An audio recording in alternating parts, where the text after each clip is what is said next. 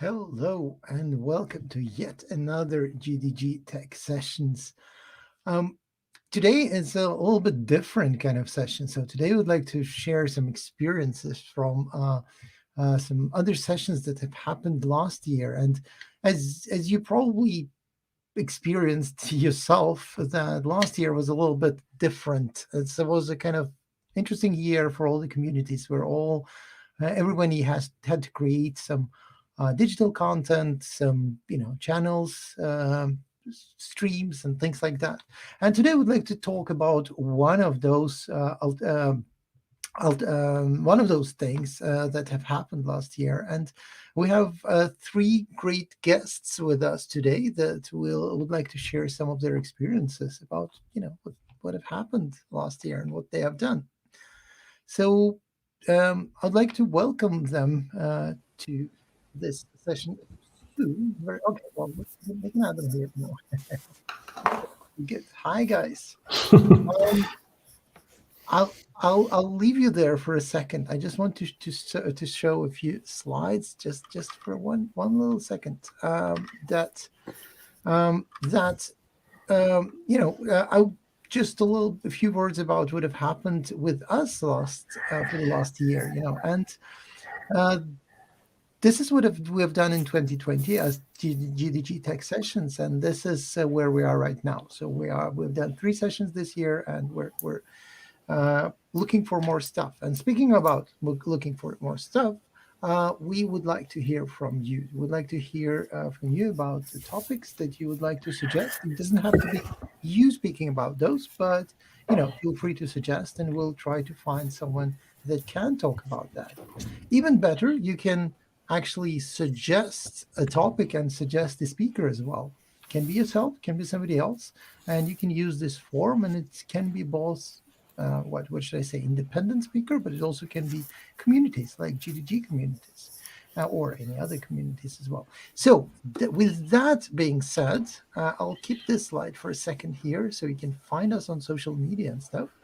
And while you're doing that, I would like to kind of switch to our guests. So welcome.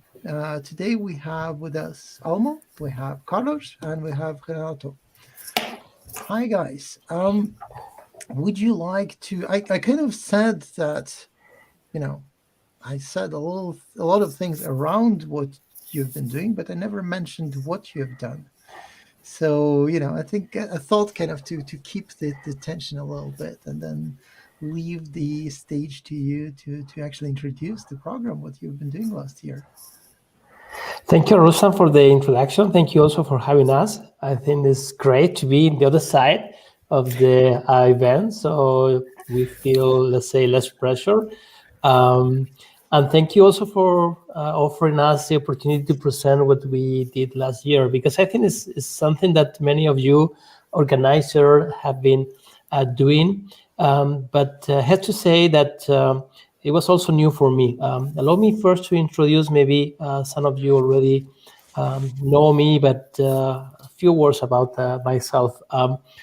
My name is actually quite long. I'm coming from Spain, so there we have very long names, but everybody call me Almo. I have been working for Google Developer Relations for a while already. I think it's 8 years already. Doing different things, but most of the time working with communities in Europe, especially taking care of communities in Portugal, Spain, the Netherlands, and the Nordics. And this actually was one of the experiences that we did last year in Portugal. So what we are going to present today is kind of a nice story. I think that there was a happy ending, I would say. But it was kind of it was weird, I would say, because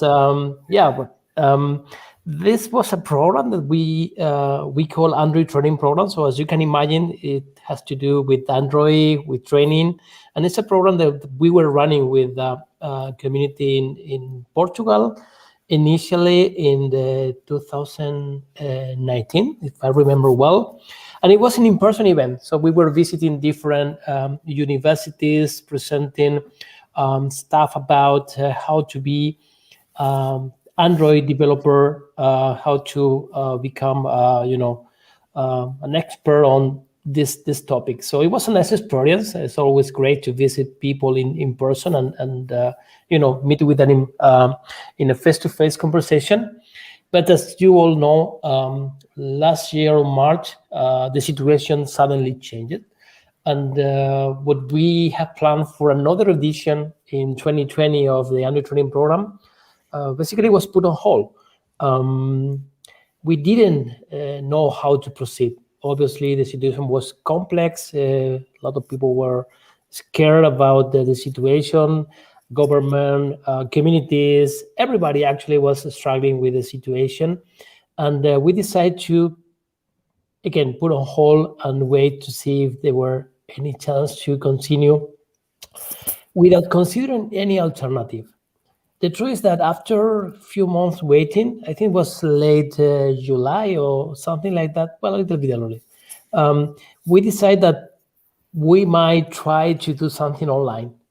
The interesting thing is that, honestly, I didn't have any experience doing anything online, and maybe Carlos and Renato will share later, but I think that they were also pretty new on online activities. So the story was, after some consideration, we decided to try. We were following a quite, let's say, startup approach, just testing, discussing with people, evaluating very, very fast. And thanks to, I don't know, maybe it was lag, was a lot of work for sure, a lot of passion. We were able to deploy this program starting mid-October and running, I think it was in total 12 sessions, delivering online content with a lot of people participating. And at the end, it was a great experience. I think that we learned a lot.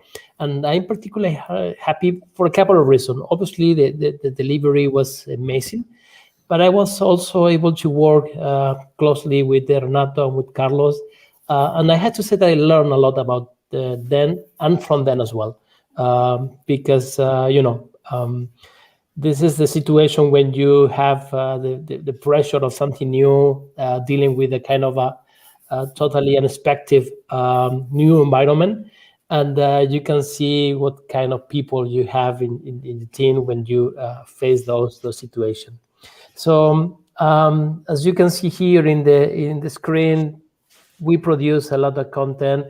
Everything was in Portuguese. That was another, let's say, improvement or innovation. And I think that was great because people really was engaging a lot thanks to this decision. And another consideration is that we were working globally. So there are many countries speaking Portuguese in the world. So thanks to this approach, we were able to connect with many of them. So at the end, new audiences, more people really testing new formats. And I have to say, I'm really happy. That's my first, let's say, feeling to share with you. But you have here Carlos and Renato, and maybe they can share something more about that. Let me start by once again also thanks the people behind Tech Sessions for having us, and thank you to Almo for his kind words. It was truly a pleasure to organize these classes. We were talking before going live without that huge pressure that we were feeling a bit strange about everything because we usually were on the other side, and now we were just here presenting and speaking about what we've done. It's still a strange feeling for us, and it created. We have a word in Portuguese that's not really translatable to other languages.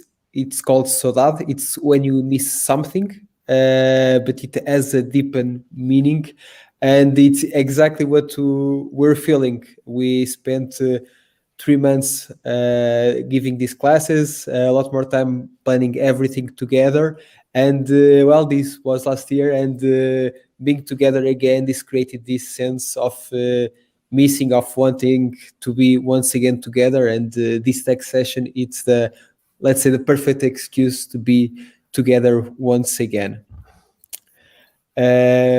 What more can I say? Well, Alma already introduced me, but to My name is Carlos Moto. You can find me at CFosMoto on Twitter. I was one of the teachers that you had the pleasure to see during 12 classes. One of the classes we used a Christmas hat. I have to say it was my favorite one when we had the chance to finally put our Christmas hat and wishing everyone a Merry Christmas. And we had a lot of adventures during this process. We learned a lot. As Almo was saying, we weren't YouTubers. We now are a bit more. I can still say, don't forget to subscribe our channel. You can find it. We will share the link and you can subscribe it. And all our content is still online. I'm going to call Renat here to also to say some words. I don't want to to steal the microphone, let's say. So, hello guys. Thank you for having me here. As Carlos said, it was a huge pleasure to do this program. For me, it was especially challenging because I'm feeling nervous again because I'm not very comfortable speaking in public. So for me, doing 12 live sessions was like well, you go or you drown or something like that, and it was really nice. I think I became a master of Google Slides.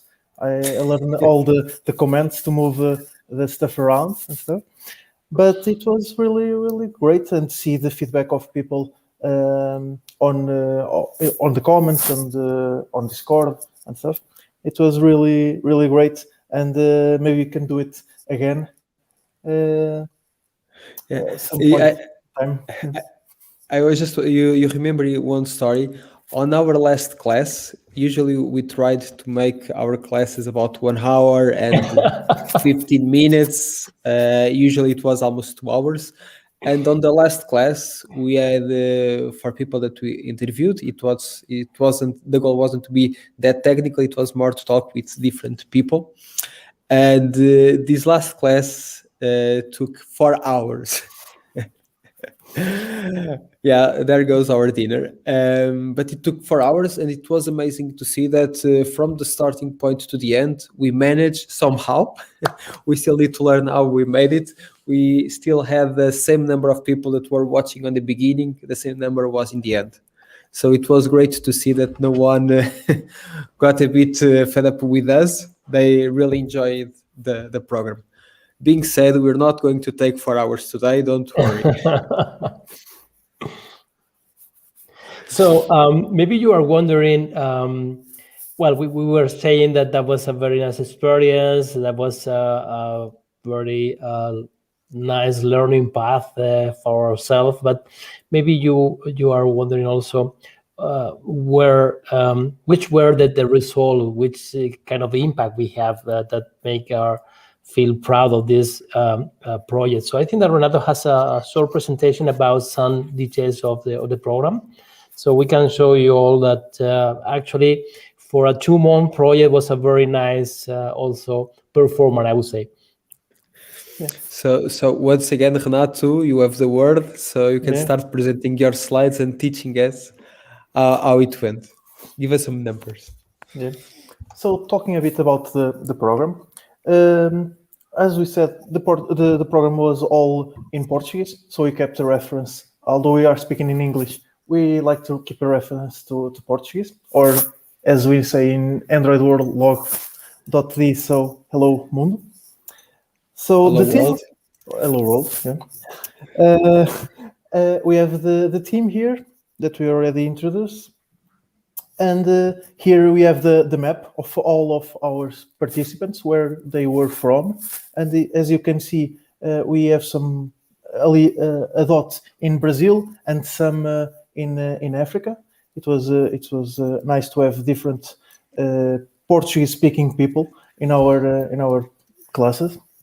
I also want to add that I bet the people from GTG Tech Sessions that are from Madeira, were also listening and watching our videos, because we have that little mark on the island. So also thank you for watching us. And talking about the topics that we talked about in the program, we talked about, of course, Android, since the name of the program is Android Training Program, and it was all taught in done with Kotlin. That is the recommended programming language from Google now. We use the Android Jetpack. It's several libraries that Google recommends that we use so we can build better and more and applications with more quality. We talked about and fast. Yeah. Develop faster is important and probably with less bugs. Let's hope.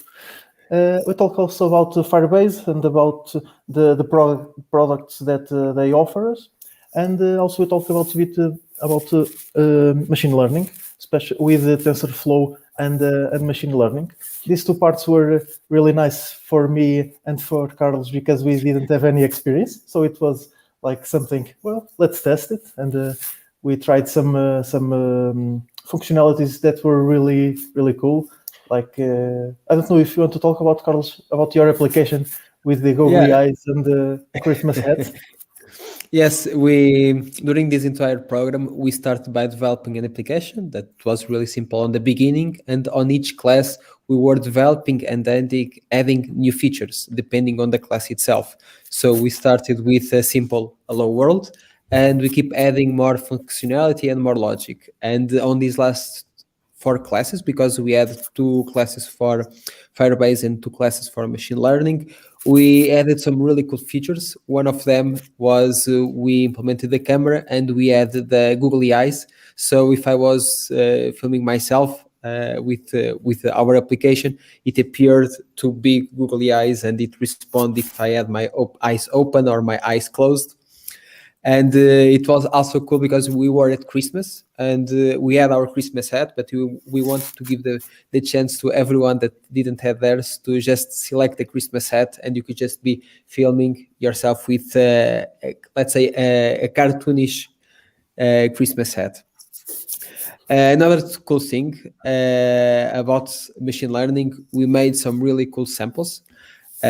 Some of them worked perfectly, others, well, it's the problem on doing things live. We watched me making fun faces and moving towards the camera just to try to make things work. And I think it's important that we still didn't mention, you will see in a minute, that we were also able to launch external people, in this case animals, to the stars. So we will see in a minute, but it was really cool. We made an app capable to identify which type of dogs we were filming. And there was a special dog that won everyone's heart. I would like to add something here as well, because one of the learning that we got from this experience is in the previous program in 2019, we were basically replicating the same event over and over. But for this program, what we decided is to include a entire path from zero to hero, just to allow people to learn how to develop a mobile application from different perspectives.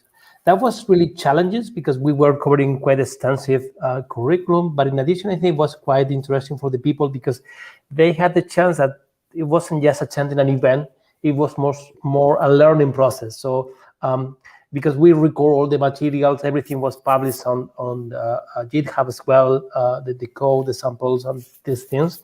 People could follow the different steps, and I think that was also quite interesting learning.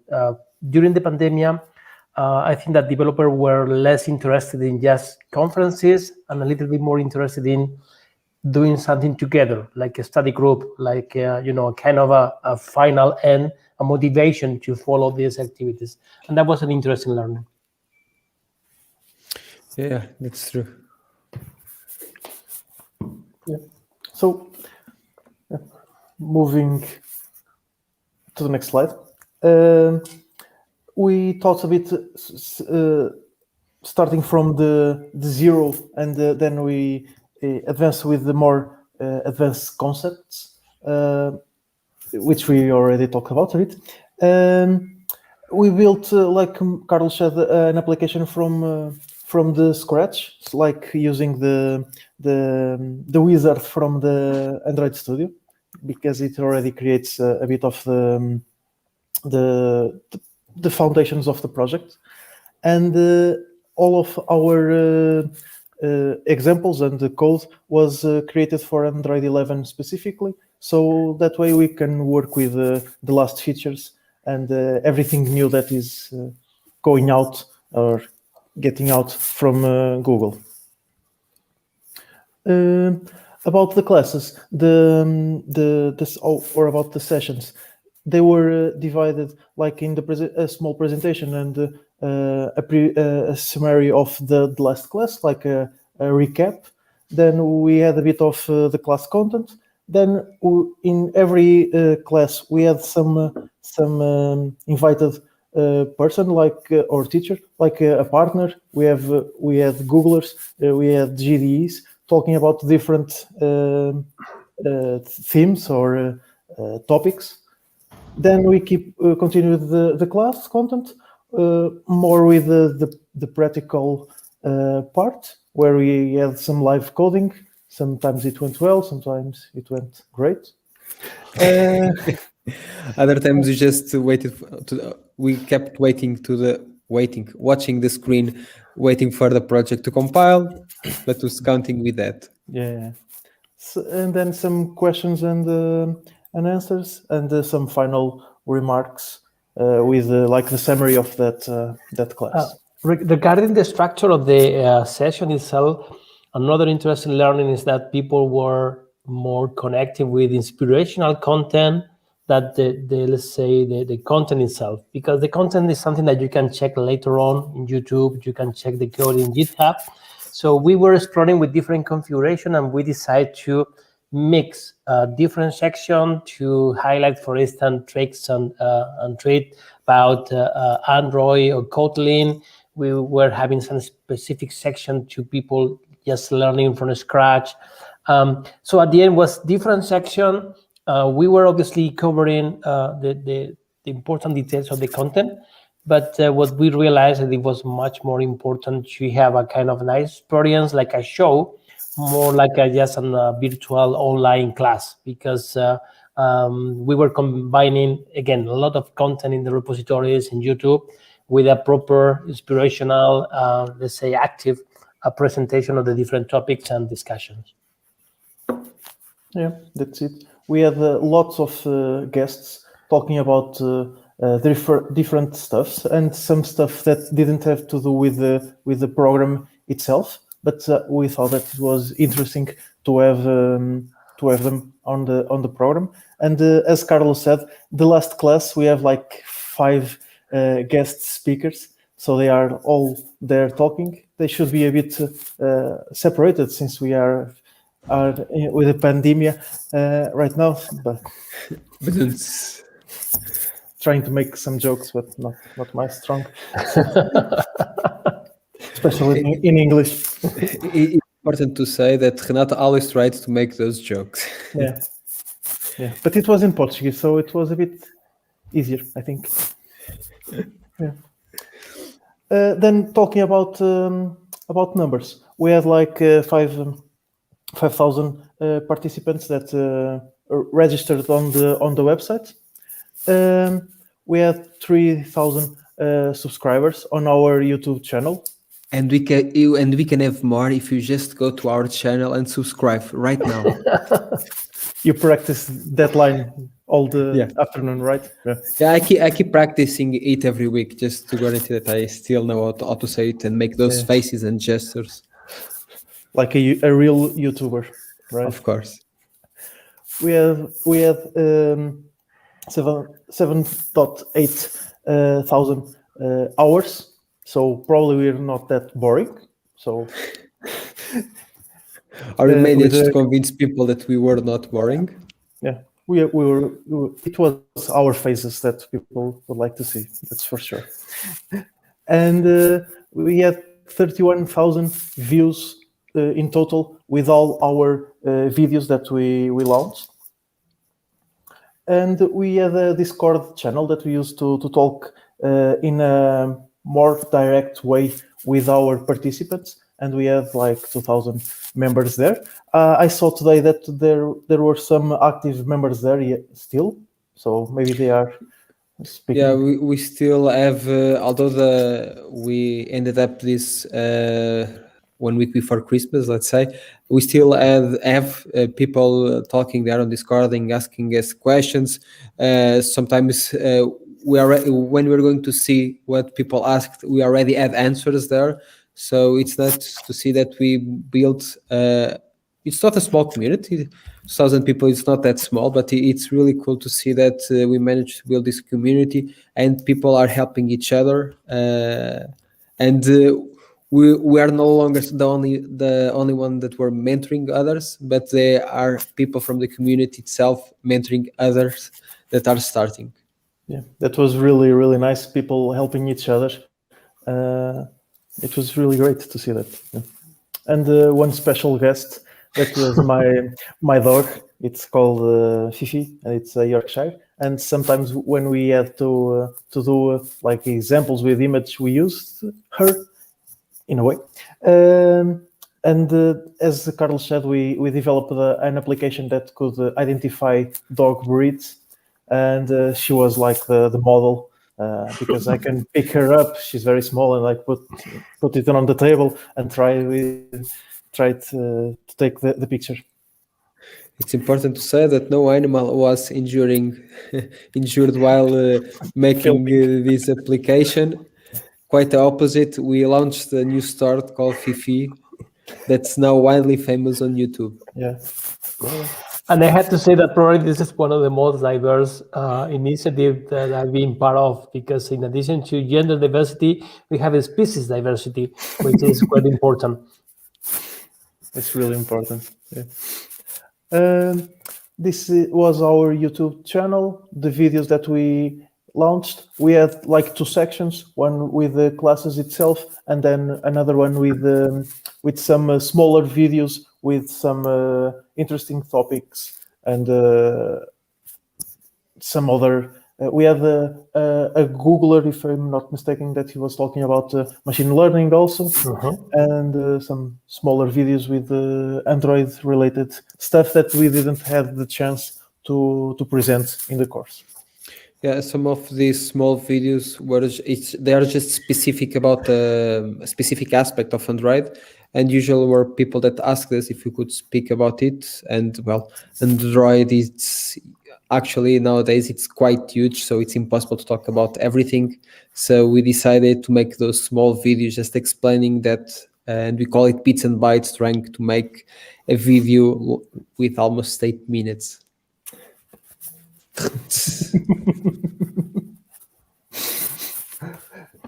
Also, we had a three code labs. We launched it's a simple website with some code labs that with some tutorials or guides, instructions, instructions with specific themes like turning on Wi-Fi. It's very difficult sometimes, but it was related with connecting your smartphone to your computer through wireless and developing there, and other two examples, two code labs.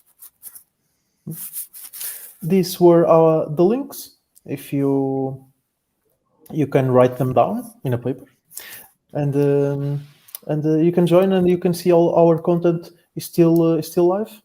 And if you have any questions, you can ask us. And don't forget to subscribe our channel. Yeah, that was your part. Sorry, Carlos. And that's it about our ATP or Android Training Program.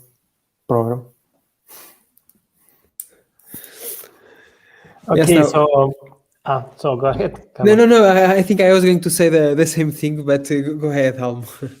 Yeah, I was going to say that. You have seen some details. All of these things were done in a couple of months. It's true that we were providing something during the summer, but again, starting from mid-October till mid-December, was like a crazy project, and again, it was a great learning. So maybe we have some questions from the audience or from the tech session team. Fantastic presentation and lots of fun. Thank you for doing this. I mean, you couldn't see me on the back office or back whatever you the virtual version of that is, but I was having a lot of laughs here. It was really nice. It was great presentation and really great achievement. I mean, it's a lot of views and it's a lot of people learned something. I mean, learned a lot of things, and that's really nice. So thank you. Yes, and you can understand the perfect combination between knowledge and fun. So they combine those two pieces and make this amazing program. Exactly. I'm starting to blush now. I need to get the towel too. Feel proud, Yeah. Standing tall. Thank you. That means a lot, especially coming from you too, the organizer of the tech session. I can say that it's good to hear that. We also have here one colleague, Carlos, also from PDG Tech Sessions. He said that it was a really nice initiative, and Thank you. I think he is congratulating you for this achievement. That's a really great work. So with today we're two. So we're two from GDG Tech Sessions, and we would like to ask you a few questions. I mean, we would kind of like to have it more of I don't know what you call it. Is it? I think it's fireside chat is a kind of word that people sometimes use about this. But I mean, we can just have a chat and just talk about what you've done. I think maybe I'll start the whole question thing and kind of ask a little bit obvious thing maybe, but what motivated you to create this program? I mean, what made you think, I'll do that, and this is a good idea, and just keep on going? So maybe I can get that. First of all, starting in the 2019, we already got some, engagement with partner, with the university, with the schools, and they were looking for more. So obviously there was a kind of a, connection with some academical institution coming from the previous year. But obviously the motivation was trying to experiment, trying to pilot new ideas. As I mentioned at the beginning, I think that everybody was scared about what's happening. People didn't know how to, the schools or the university were going to be. So we decided that maybe we could contribute. And with a couple of assumptions. First of all was trying to provide some kind of a reason to engage with this model. As I mentioned, it wasn't just one event, it wasn't a conference, it was more like okay, let's do this together, let's learn about Android together. And at least for me, probably Carlos and Renato can say something more about that. It was really a challenge. Again, we never did something like that. So the opportunity to experiment, it was really something that motivated me. I had to say that at the end it was a great, let's say, result, but we didn't know at first. So it was kind of you have something really serious in front of you, and you decide to face it. You decide to go for it. So these three things were important for me. I don't know, Carlos, Renato. Yes, it was, as you said, it was a really good challenge, and we always love challenge and to work on new things. It's something that we've already talked about a couple of times. These challenges always motivate us to do other things, and we love the experience that we had on the first ATP sessions that were in person. It was really cool to see people learning. They enter the classes. Some of them already had, when the event was in person, some of them already had some experience in Android, and they left to show us the application that they were doing, and they have had some questions on how they could improve or how could they do something. Others said that they wanted to learn Android, but learning a new technology, especially when you're on the beginning or when you're on the university and you don't have that much experience, it's always a bit difficult to start. And it was really cool after those classes when they reach us saying, oh, okay, I feel really motivated. I was able to make this small application and I want to continue.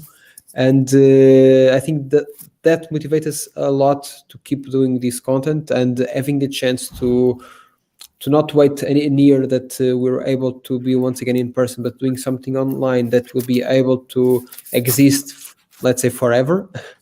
It's really motivates us to go on and recreate this entire program. And also, I'd like to add that since it was in Portuguese, it was really nice to reach to other countries that don't have the possibility or the chances to learn English. So, because in Portugal, I think most of us speak a bit of English, but I believe in other countries they don't get that chance. So I think the program was important because of it, because there's lots and lots of content in English, and the challenge was nice. Yeah. One of the things was translating some terms to Portuguese was really, really difficult. Yeah, we notice and we always try to make this really simple. Don't try to overcomplicate things. We always try to make things simple, but sometimes there are words that are really difficult to translate to Portuguese because, well, we tried to use a lot more English than Portuguese. Yeah. Yeah, you have here one more feedback. So challenges are always the best way to learn and get better. Doing challenges when helping others is better. Great initiative. This is from Paul Pereira. So This is my new colleague. I think he just got in the company that I work for in Monday.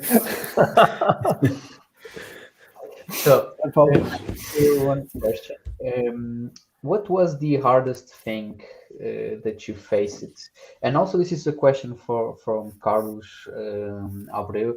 So, what are the main difficulties and the challenges that you faced? I know that Renato is not used to talk in public, so he was, working on that. What were all the other challenges and problems that you faced? I can start by answering to this one. For me, one of the biggest challenges is, for instance, when you're going to make this event in person, you're able to interact with almost everyone, and you can understand how they are doing the workshop. For instance, you can understand that someone is doing things slower and others are doing things faster, and you can in the moment you can create content for both of them just by giving another exercise for someone that already finished, and by being together with someone that is struggling about something. Doing online, we don't know who's on the other side, and people gave us a lot of really good feedback, and we tried, of course, to modify things from one class to the other, but it's way more difficult to try to create something that will work for everyone. This is why we started to create those code labs. We initially created the video and the slides and the code, of course, and it was available. And then we noticed that there were people that weren't familiar with something, and then we tried to create a code lab in a sense to complement what we were doing. And for me, this was the most challenging part, because you don't know who's on the other side, and you want to do your best to try to reach everyone. And this only works with feedback that give online. It's really difficult. Yeah. From my side, I would like to add something regarding reaching Portuguese-speaking countries in Brazil. It was, let's say, a little bit easier, but Africa was really difficult. I think that this program could offer a lot of value for emerging countries with young developer and communities. So it was difficult for different reasons. We got all of these participants working with our partners, institution, academic institution, also communities. So it was organic traffic you wish. We didn't obviously pay any ads or any marketing campaign. So probably for the next edition, we will do better.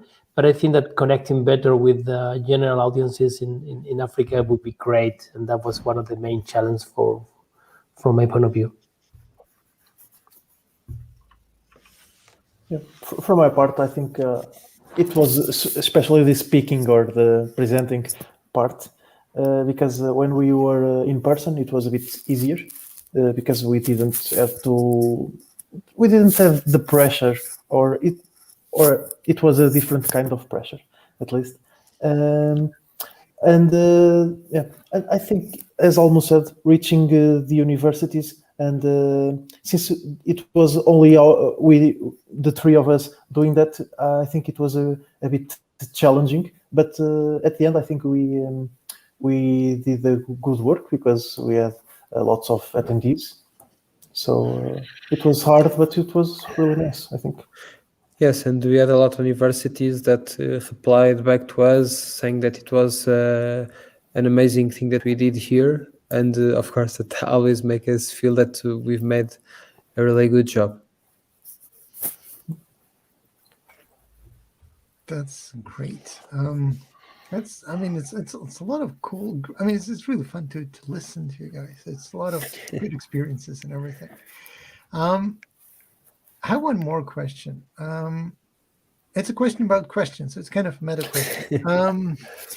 What is the most memorable question that you've gotten throughout this process? I mean, if you just think about right now, what comes to mind? I would say probably the most challenging question was when is going to be the next returning program when we finish, when we're exhausted. So probably this is quite obvious question, but I don't know, Carlos, Renato, you have also a lot of conversation, because it's important to say that I was participating in all of the session, but obviously I only know how to say a few words in Portuguese. So I think that the most successful participation of mine was just say hello with my hand and nothing else. But I was there just in case, I don't know. Obviously, I got some ideas from the people speaking in Portuguese, but not all of them. So maybe Carlos and Renato know more about this. Yeah, I think the most challenging questions are the ones where people say something like, "Okay, this is not working," and that's it. They don't give us more feedback. Okay, I've done that and it doesn't work, and you're like, but what doesn't work? It's this part doesn't work, and no, that part works. So what doesn't work? Can you give us some logs? Can you give us some more information? People always thought that we knew exactly what they were saying, and well, we're not near them. Yeah, so I think this was it happened a lot of times. It wasn't just once, and obviously these were the most challenging questions. When people thought that we knew exactly what they were saying just by saying, "Okay, I clicked this button, nothing worked. Why?" Can you send us logs? Can you send us the code? Can we see what you're doing? That's classic, isn't it?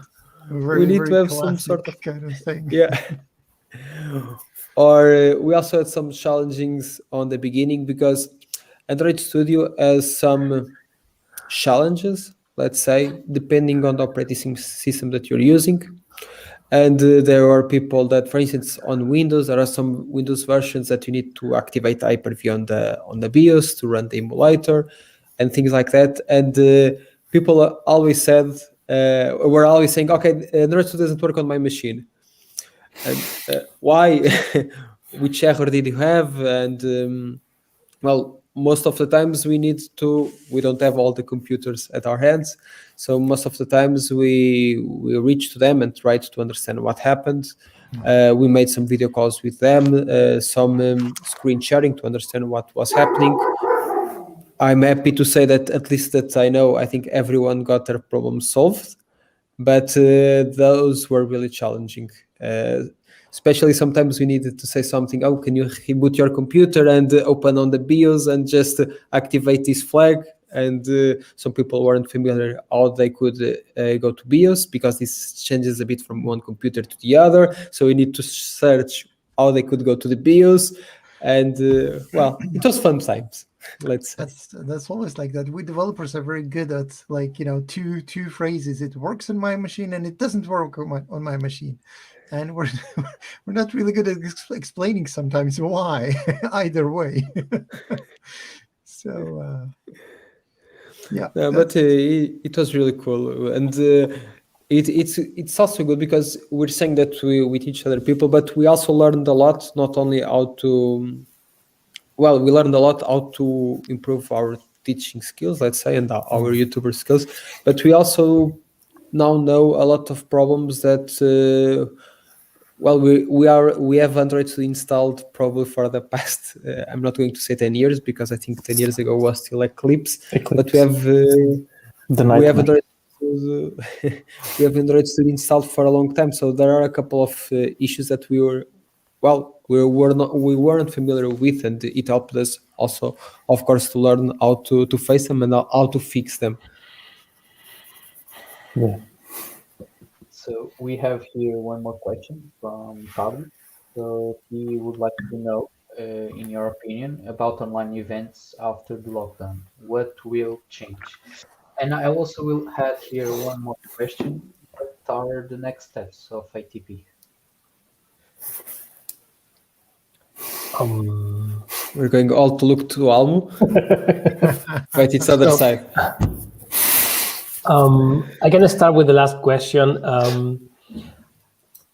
We are already preparing some kind of next steps. Probably it's going to be smaller scale, but we would like to explore how this close connection with learners, with people participating in this kind of activities with a kind of concrete final goal is helping to develop communities online. So that was one of the learning. We really were amazed about how supportive was the community, because there was a concrete call for action. It was a kind of concrete value proposition for them.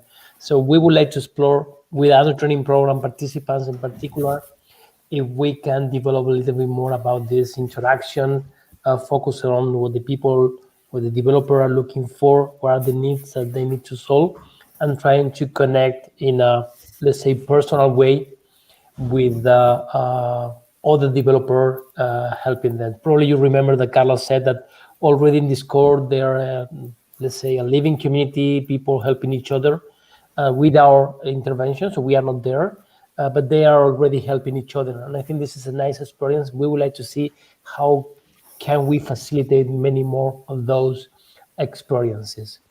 And probably this is also related to how the online events are going to be after the lockdown. I think that most of the people agree that online conferences doesn't work that well. A lot of people that enjoy events is because they spend a lot of time in the corridor talking with each other, learning from direct communication. So this is also working well in the online. So a small group of people chatting about something concrete. So probably we will see more of those interaction, more of these things, because the limitation of the in-person events is obviously you can also only talk to people that actually are in the in-person event. But with online, we might have a conversation with anyone in the world. So small groups probably trying to drive more interaction based on common interest. And that could be also a way to, let's say, extend in-person events. So this is what I feel regarding the online event in the future.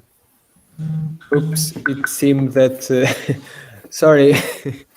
Well, thankfully, this app didn't happen on the online session, but I just my internet just went down. It happened once, I think. Oh yeah, yeah. It happened once. Yeah, At yeah. your sessions when you were doing the live streams. So that Sorry. happened. It happened when you were doing your live streams. Yes, it happened once. It was really strange because I think it was really fast, and I know that Renato immediately jumped in, Yeah. and he was a bit shaken because it was something that I was presenting, and I think he started by showing his slides, and afterwards I think I immediately appeared again. Yeah.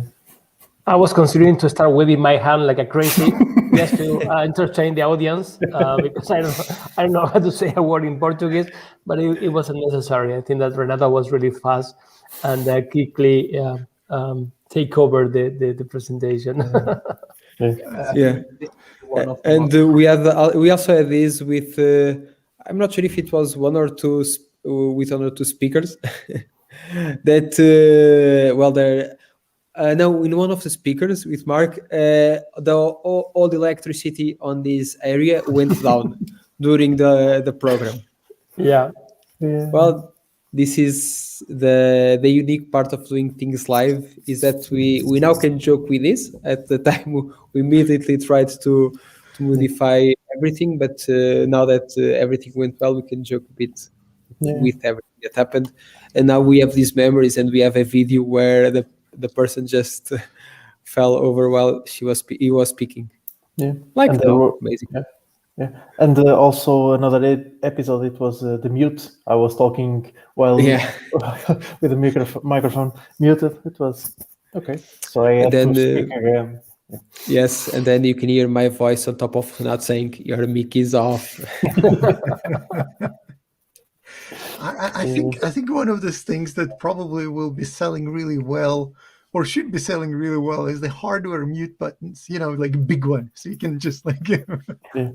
Like that big enter that we usually see on the internet, a huge enter yes, keypad left. exactly. And you had the copy paste of Stack Overflow on the April 1st. With the Oh yeah, limits. the separate keyboard, right? Yes, we can just have one with the mute if it's muted with a light. Well, I think this is an idea. We really should implement this. I kid you not, I was actually looking into that but then it got really messy with all the different streaming platforms because you have to kind of code it separately. But well, anyway, now we're kind of moving probably on our next YouTube project or something. I don't know, but let's just jump back a little bit to what we've been talking about. I mean, we talked quite a lot about helping others. We talked about things that give a lot of energy back to you and to motivation that gives back to you. Well, when you help others, when you see people starting to help each other, when you see actually, you build a small community. Actually, I mean, you basically build it from zero, and now you have thousands of people here and there and chatting, and we're helping each other and everything. And it's really, really cool. And speaking about that, I have a question it's mostly to you, Almo, but I mean, it can be applied to, you're not off the hook just yet. I mean, it can be applied to you guys as well. But I mean, the question itself is more, I guess, down the Almo's alley for the most of it anyway. So the question is, so what motivates you actually helping the communities, such as GDG communities and, actually staying motivated? I mean, you've been doing it for quite some time as well, right? So, staying motivated and, see them grow and, all those kind of things. What makes you tick in that way?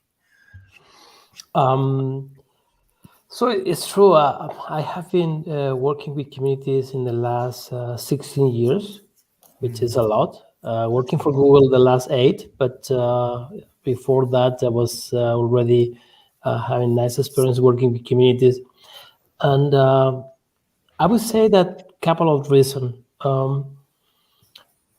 But probably the most important one is, thanks to the community, I had the chance to know amazing people from many different point of views. I really like to learn about technology, about science in general.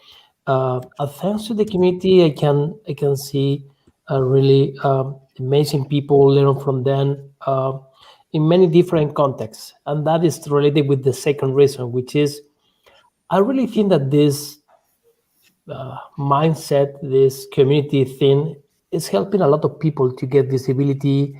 So we are, let's say, a community in the pure sense. We are connecting with people who share a lot of things in terms of, love for science, for technology, love for connecting with people. And thanks to this, let's say, mindset, many of them are getting better life, better jobs. They are helping the communities. And in that sense, I knew for myself. So I was basically learning a lot and develop myself thanks to the community. So two things: the community is full of amazing people. You guys are just a small sample, but totally representative of this kind of people. Um, and again, many of you are also contributing. They are helping the community. They are, helping the schools. They are helping even small businesses, helping the students. And I would like to say that we don't recognize enough. We don't grant, we don't thank enough to those people helping others. Because this is what is changing, I would say, the technology for sure, and in many cases, even countries and economies. So, yeah, these are my motivation. I think it's a very, very good point, because it in my opinion, I mean, if I can just just share a little bit of my thoughts about that, is also that it actually gives a lot of back to you in a way of, creating networks, getting to know people, but also you learn things in a different way when you actually try to help others, when you try to explain things to others, teach others, help others, discuss things with others, and you get like a very different, you can get a very different point of view that you never really thought of even, and things like that. So I think it's you have a lot of good Actually, points there. Actually, allow me to add some kind of insight here. If you think for a second, these developer communities probably are the more diverse communities in the world. Not only in terms of gender, which also probably we have to improve a lot, Yeah. but I meant in terms of countries, languages, mindset, culture. So I would like to think that in some way we are representing what is going to be the future for the society in general. We collaborate, we share. No one has bias against you because you don't speak English very well or whatever, because no one speaks English here properly. So who cares? You can show a lot of value just showing the code or showing what you are trying to do. And again, I think this is what I would like to see the society in the future. People from different procedences, from different countries, collaborating, connecting without barriers. There is no economical or whatever barriers, in the sense that, yes, with a tiny laptop with, I don't know, Debian or something like that, an internet connection, you are ready to connect with the rest of the world. And actually, that's the world. Because the other thing is maybe the past is, obviously we need to improve a lot, but again, I would like to think that this is how the society is going to look like in the future. Yeah, I really hope so. And because people actually do invest one of the most valuable things they have, and that thing is their time. So they actually, invest their time to help others to, build something. And I mean, when you think about it, I mean, there is probably very few things that are more valuable than their own time, really, to do this kind of thing. So really, really great, and thank you for doing really great job to all of you. And thanks for a good answer, Elmo. Yeah, I have one question. This is specifically for Carlos. So Oh yeah. yeah. Oh boy. So imagine that one is starting a new YouTube channel, okay, similar to the ATP, but about, let's say, machine learning. What is the first tip that you can give to this person? This is a really good question, and I can say that I've been trying to do the same, because I created my own YouTube channel just because the Nicolas from Spain, from JDG Madrid, challenging me to create an weekly Android dev where we talk about the news on Android. And I used what I learned with ATP. I think one of the things that we always need to do, it's, well, we're going to launch one video and two videos, and on the ATP we had the opportunity to reach universities and showing them a program on what we were doing. But if you're doing something for yourself, if you try to reach universities, probably no one will reply you, or it will be way difficult for them to share. So my first advice is to create content and to keep creating that content. Of course, on the first video, you're going to have really small visualizations, probably from your friends and from one or two people that will find your video. But if you keep posting new content, and of course, it's important to also reach on Twitter, on Facebook, on other social platforms, and of course, using those hashtags that create a lot of attention. If you start sharing that, there will be someone that will like your content and it's going to share. And when they share your content, now that add your group of friends, now it will have that person group of friends, and one of those persons of that group of friends will share it. And when you look at your subscribers or at your views, you'll see that number growing. Of course, I'm saying this, and this doesn't happen on 1 month. It can take you 2 months, 2, 3, 6 months, 1 year. But when you reach that and you see that you are able to create all of this content, you will feel proud, and you will feel, okay, I managed to do this. I started from scratch, and as Sam was saying, we started from zero to hero. And there are a lot of good advices for people with even with more followers than me, that say when you go talk, you promote your content, don't only speak but also write, also record. A really good thing about these things and of online events, it's what you do. It's available forever. When you talk on an event in person, unless they are recording your talk, the talk stays with those people that watched. Here you have the chance that 1 month from now someone will see your content and will watch it. So this is what I'm saying is, keep doing your content. Don't worry if you don't have those followers on the beginning. If the content is good and if you keep doing it, they will reach us, that they will appear.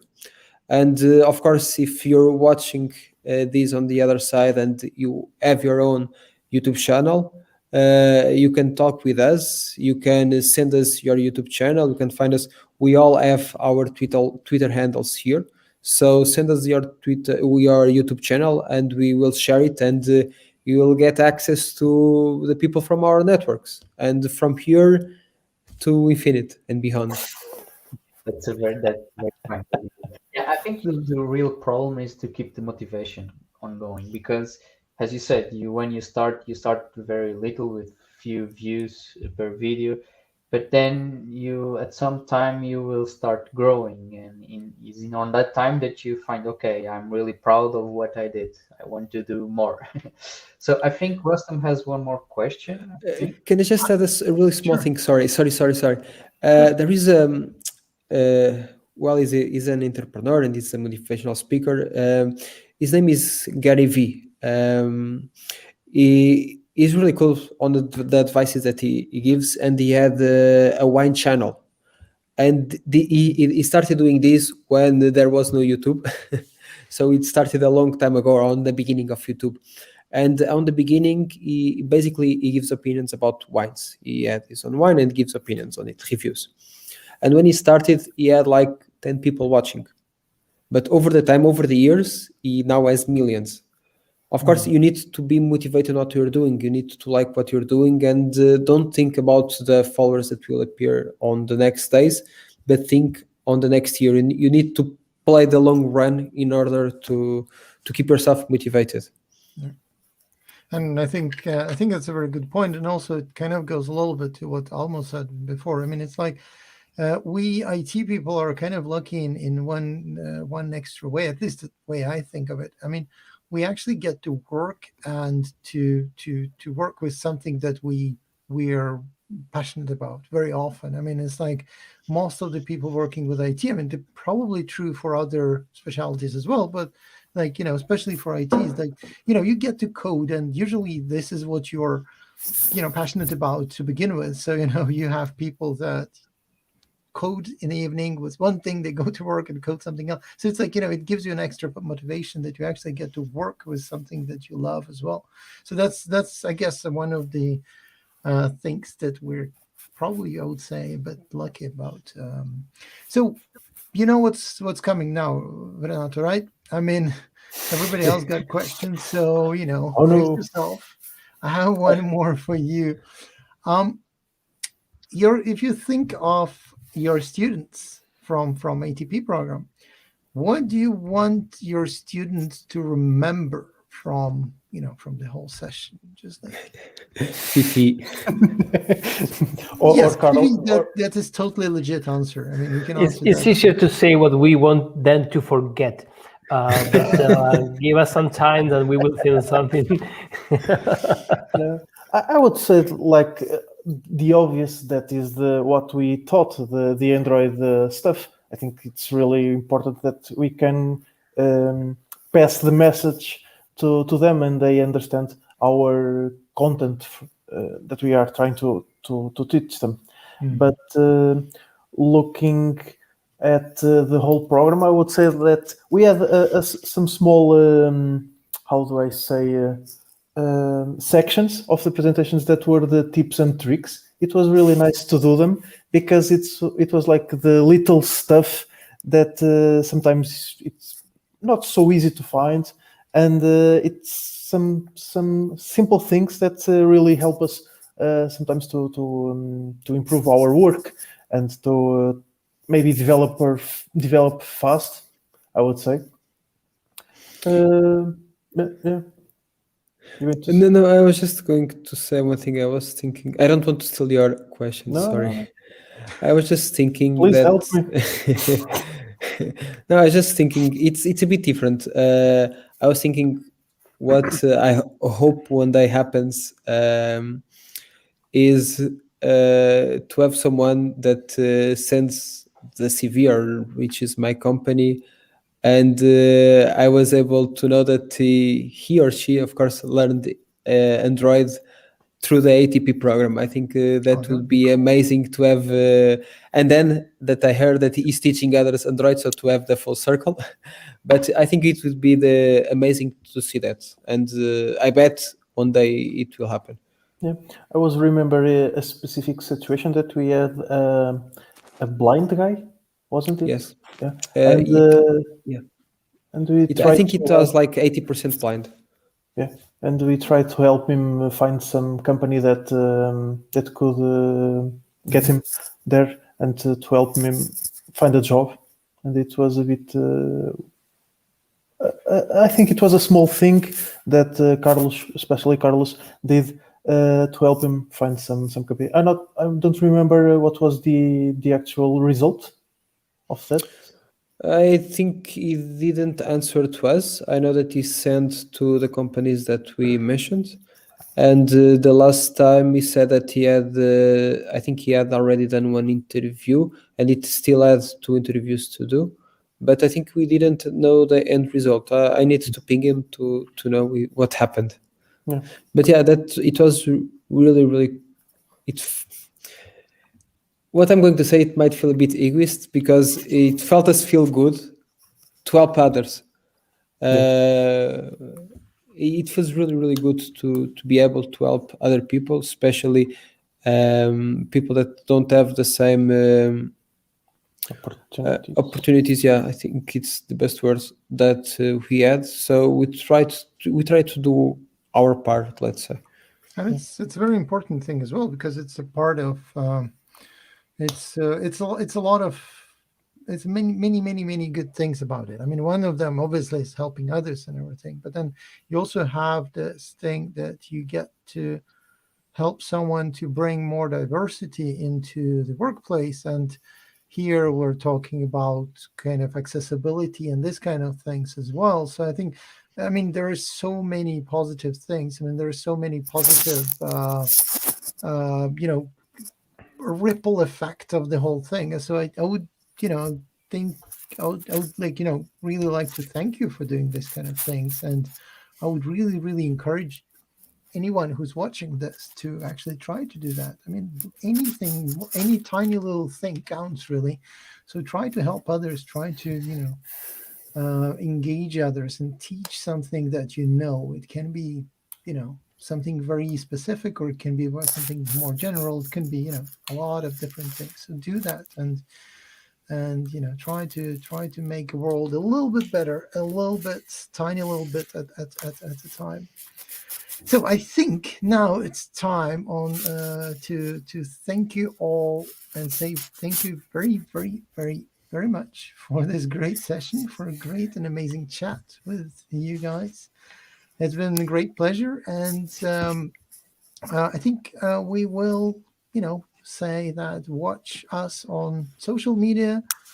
Carlos, it's your cues soon. You can do the subscribe. Don't forget to subscribe all of our channels, and of course also ATP. You can also follow us on Twitter. We've got our Twitter handles here. We also have Facebook, Instagram, Meetup, Twitch. You can stalk us. I'm just You're kidding. really good at that, aren't you? So yeah, do everything what Carlos said, and watch our social media, and we'll announce new talks as soon as we can. And don't forget that you can actually suggest both topics and speakers and all this kind of things to us as well. So we're looking forward to hearing from you. Bye for now. Thank you. Thank you. Thank Thank you you. all. Bye. See you next time.